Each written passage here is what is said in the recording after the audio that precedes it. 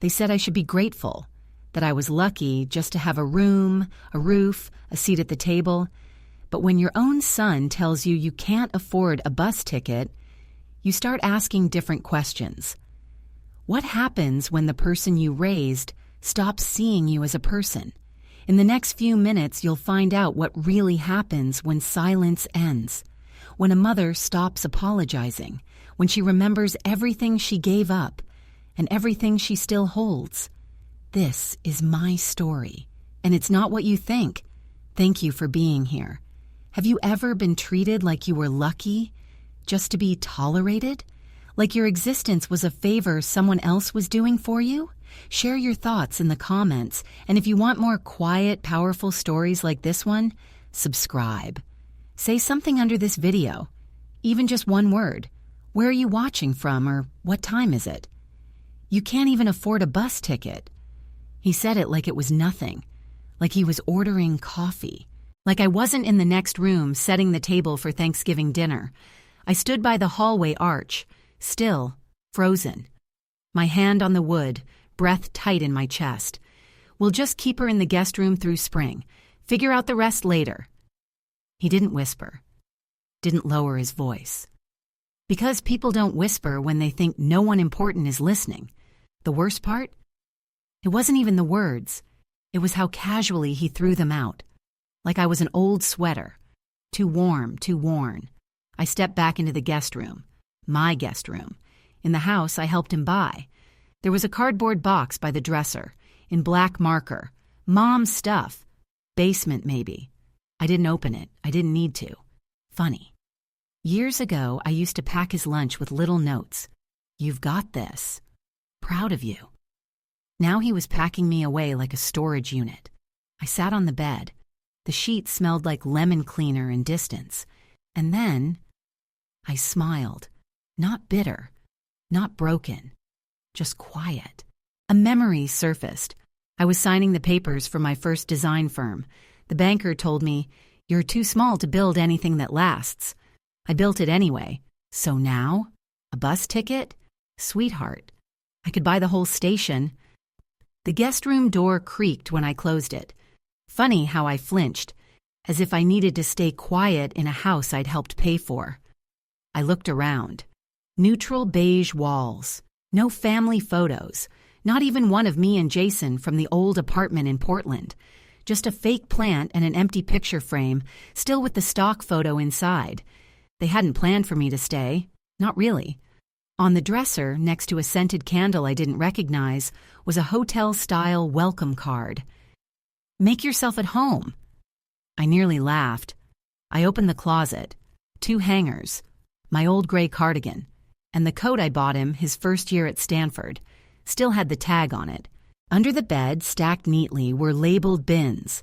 Xmas decor. Winter coats. Mom stuff. Misk. One of them had a sticky note. Move to storage. That was me. A question mark. I sat on the bed and stared at the window. I could hear them downstairs. His voice, low and confident. Hers, clipped and impatient. Talking about dinner reservations. I heard my name once. Then laughter. An hour later, I went to the garage. I don't know why. Maybe I needed air. Maybe I needed proof. And there it was. Half buried under a pile of unopened mail and Amazon boxes.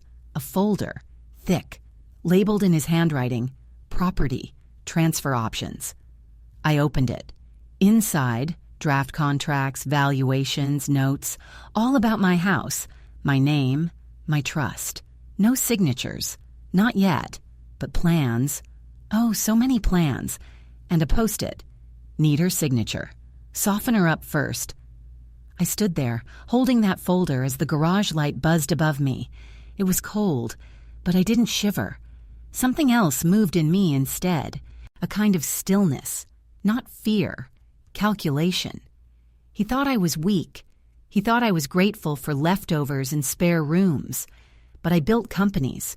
I survived the IRS, 3 recessions, and a husband who ran off with his yoga teacher. I could survive my son's paperwork. He came in with coffee. My coffee. Oat milk, 1 sugar. He remembered. which meant he needed something. "Morning, Mom." His voice was too smooth, the kind people use with customers or dogs. I printed a few forms, just simple stuff for the bank, to help with refinancing.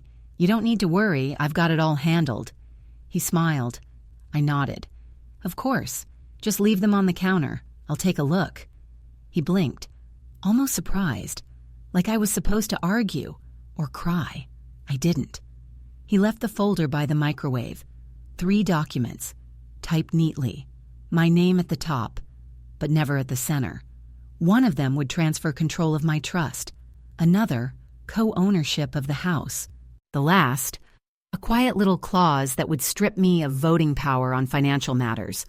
What he didn't know, I'd already spoken to Angela Price, Harvard Law, retired, also known as my old roommate. She now does pro bono work for women over 60. Angela walked me through everything, taught me how to look between the lines. She also drafted my counter documents.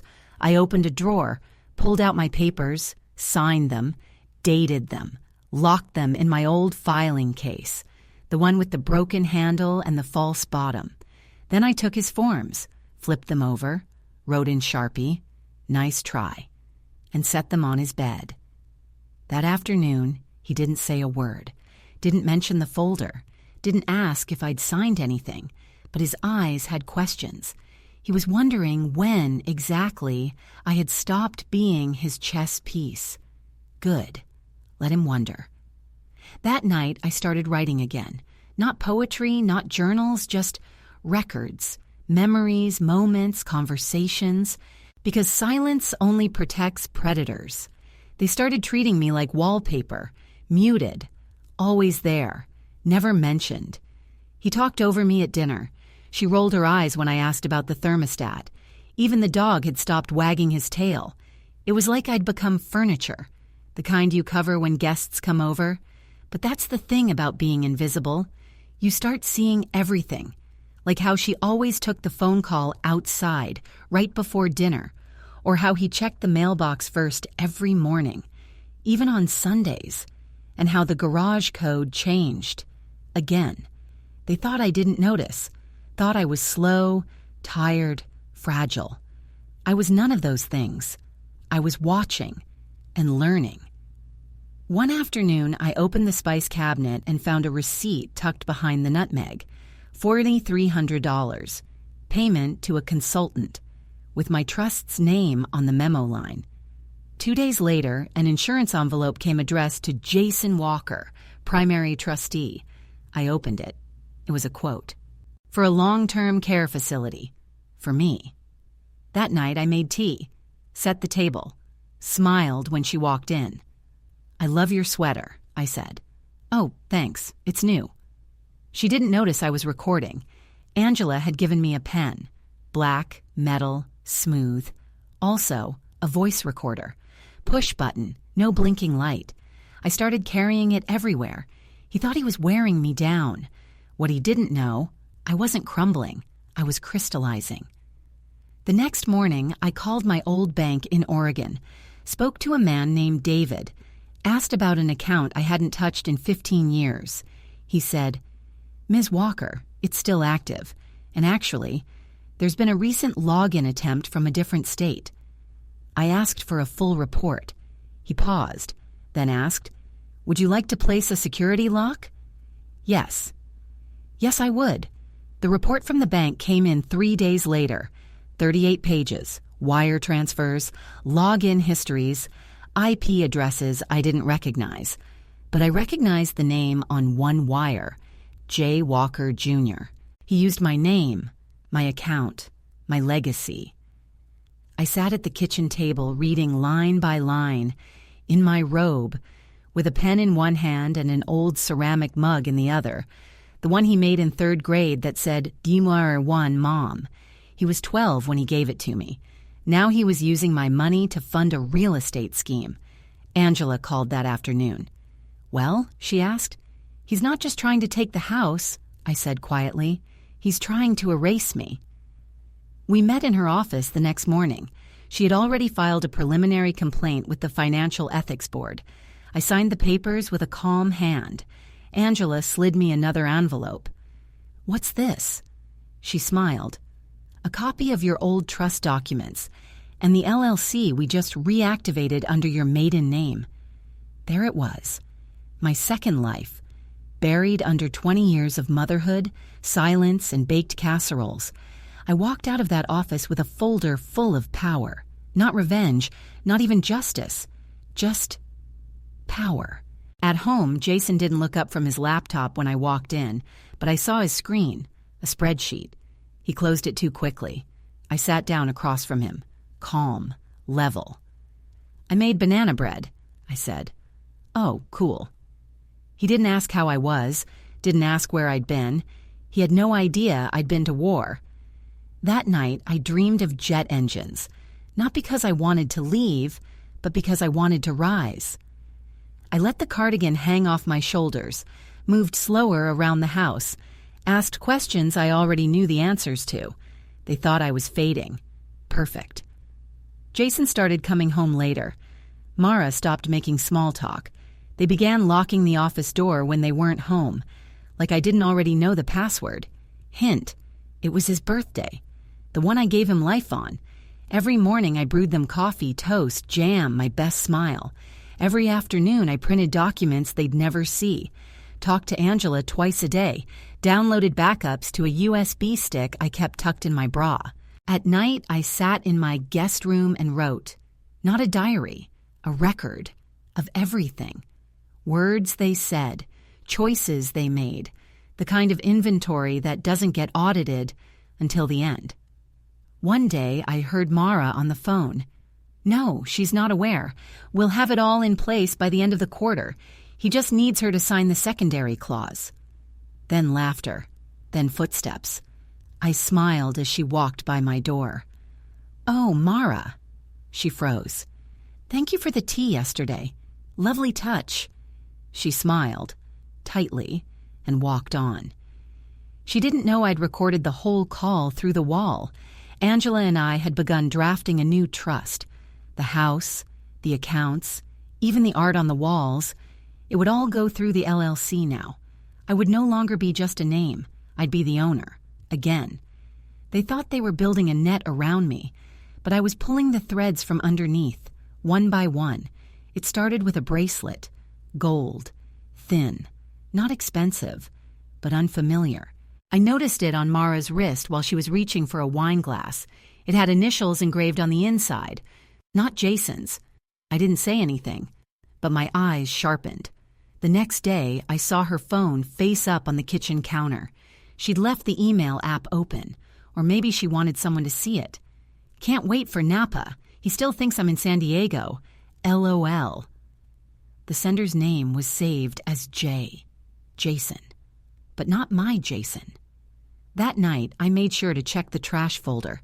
23 deleted messages, dates, plans, hotel bookings, a man named Jack who signed one of his notes. "Let me know when the house is officially yours. I'll bring champagne." She wasn't just helping my son take what was mine. She was planning to take it from him, too. I stared at the screen, and for a moment, I almost pitied him. Then I remembered the sticky note. Need her signature. Soften her up first. Right. At dinner, I asked how her friend's conference in San Diego had gone. She blinked, then smiled. Too fast. "Oh, great. Exhausting." Jason didn't look up. He was scrolling through Zillow listings on his phone. I could see the reflection in his glasses. He was house hunting, before I was even out. I cleared the table, then walked into my room, pulled out the flash drive, backed up everything. Photos, emails, audio. I wasn't collecting revenge. I was building proof. I sent Angela an email. Subject line, new development. Also, champagne? Angela laid it all out on her desk. 3 piles, assets, debts, options.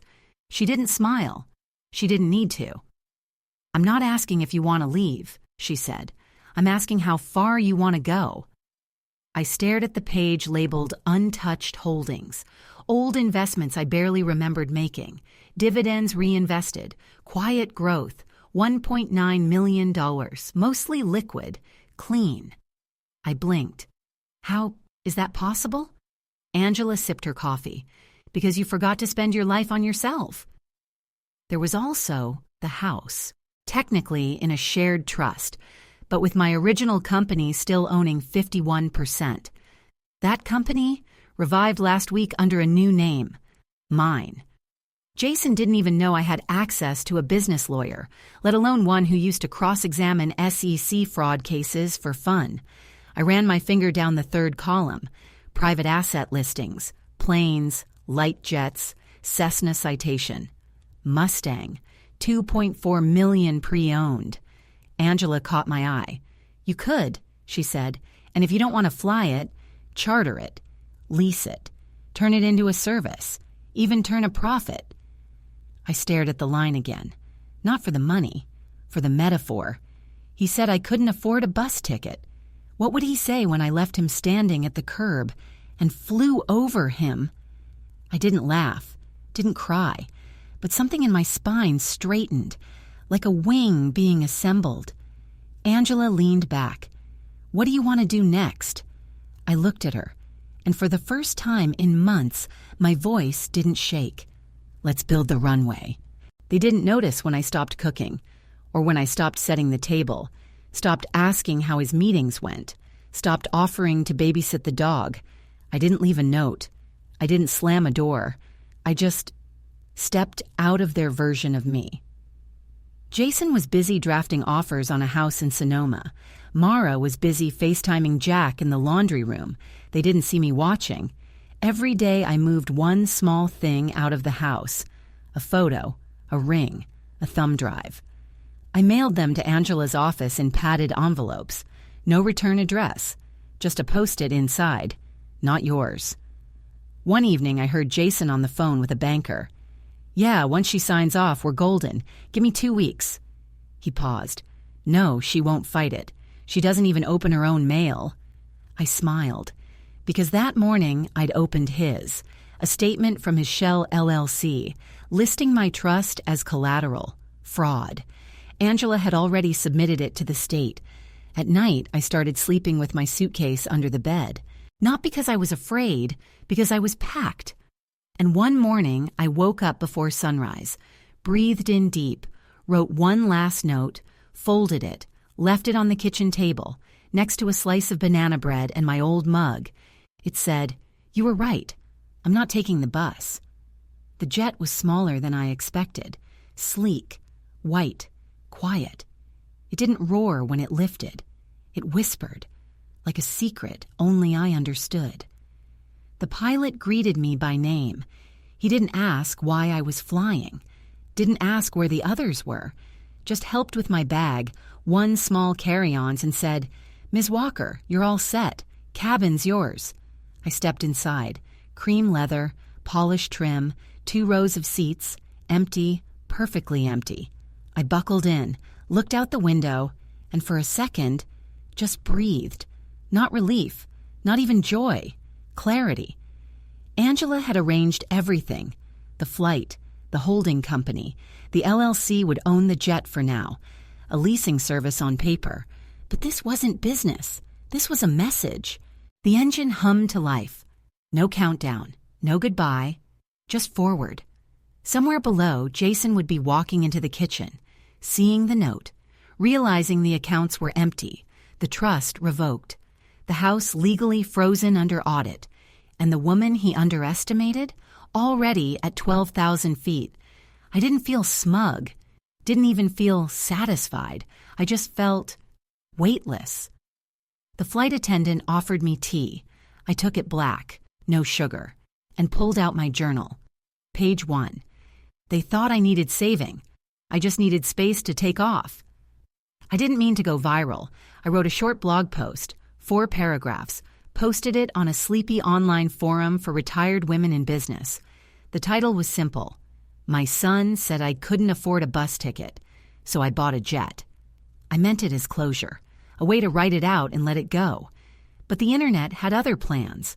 By morning, someone had shared it to Twitter, then Reddit, then Facebook, then Good Morning America emailed Angela's office. 2 days later, I was a headline. Jet grandma outsmarts greedy son, buys freedom with a private plane. Not exactly how I would have worded it, but not wrong either. Letters started coming in from women in Oklahoma, Montana, Vermont. They weren't just congratulating me. They were thanking me for reminding us that we're not invisible, that we still have power, that we can still leave. One woman wrote, "I've been quietly erased for 20 years. My daughter tells me I should be grateful just to live with her. I thought I was the only one. Thank you." Angela printed every message and mailed them in a thick binder. I sat with it on my lap mid-flight to Arizona and flipped through page after page, smiling, not proud, just awake. I didn't become a symbol. They did that part on their own. I just became someone who didn't disappear when told to. A reporter asked if I felt I'd won. I said, "No, I remembered who I was. That's not winning. That's returning." It wasn't enough to leave. Not really. Freedom means nothing if you don't help someone else find it too. So I started something. Small, quiet, like me. I called it Second Wind, a nonprofit program that partnered with regional pilots and leasing companies, short-haul air transport for women, leaving bad homes, bad marriages, bad children, no judgment, no cameras, just one-way lift. The first flight carried a 63-year-old woman from Topeka. Her son had moved her into a trailer and taken over her pension. She left with nothing but a pink suitcase and a prayer. I met her on the tarmac. No media, no speech. Just held her hand as she boarded. Next came a woman from Dallas, then Spokane, then New Orleans.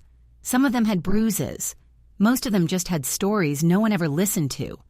I listened. Angela built the legal structure. I funded the first 3 jets through trust-backed loans.